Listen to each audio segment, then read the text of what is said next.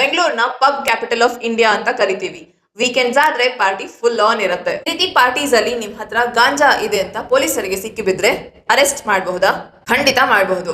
Ganja is illegal in India. ಹಾಗೆ ಇದನ್ನ ban ಮಾಡುತ್ತೆ NDPS act. Even the smallest amount, ಕೇವಲ 1 ಗ್ರಾಮ್ ಅಷ್ಟು ನಿಮ್ಮ ಹತ್ರ ಸಿಕ್ಕಿದ್ರು ಸಹ ನಿಮ್ ಮೇಲೆ FIR ಹಾಕಬಹುದು ಅಂಡ್ ನಿಮ್ಮನ್ನ ಜೈಲಿಗೆ ಕಳಿಸಬಹುದು. ಇಂಡಿಯಾ ಅಲ್ಲಿ ಗಾಂಜಾ ಕಲ್ಟಿವೇಶನ್ ಅಷ್ಟೇ ಅಲ್ಲ, ಡಿಸ್ಟ್ರಿಬ್ಯೂಷನ್ ಹಾಗೂ ಪೊಸೆಷನ್ ಕೂಡ ಬ್ಯಾನ್ ಮಾಡಿದ್ದಾರೆ. ಸೊ ಈ ರೀತಿ ಡ್ರಗ್ಸ್ ಪೊಸೆಸ್ ಮಾಡೋದಕ್ಕೆ ಪನಿಷ್ಮೆಂಟ್ ನಿಮಗೆ based on type of drug ಹಾಗೂ ಕ್ವಾಂಟಿಟಿ ಆಫ್ ಡ್ರಗ್ ಮೇಲೆ ಡಿಸೈಡ್ ಆಗುತ್ತೆ ದಟ್ ನಿಮಗೆ ಯಾವ ಪನಿಷ್ಮೆಂಟ್ ಕೊಡಬೇಕು ಅಂತ. ಸ್ಮಾಲೆಸ್ಟ್ ಕ್ವಾಂಟಿಟಿ ಆಫ್ ಡ್ರಗ್ ಇದ್ರೆ ನಿಮಗೆ 6 ತಿಂಗಳ ರಿಗರಸ್ ಪನಿಷ್ಮೆಂಟ್ ಹಾಗೂ 10,000 ರೂಪಾಯಿ ಫೈನ್ ಆಗಬಹುದು.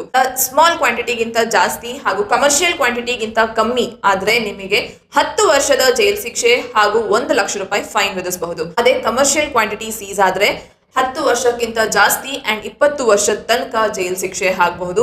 ಹಾಗೆ ಫೈನ್ 1 ಲಕ್ಷಕ್ಕಿಂತ ಜಾಸ್ತಿ ಅಂಡ್ 2 ಲಕ್ಷದ ತನಕ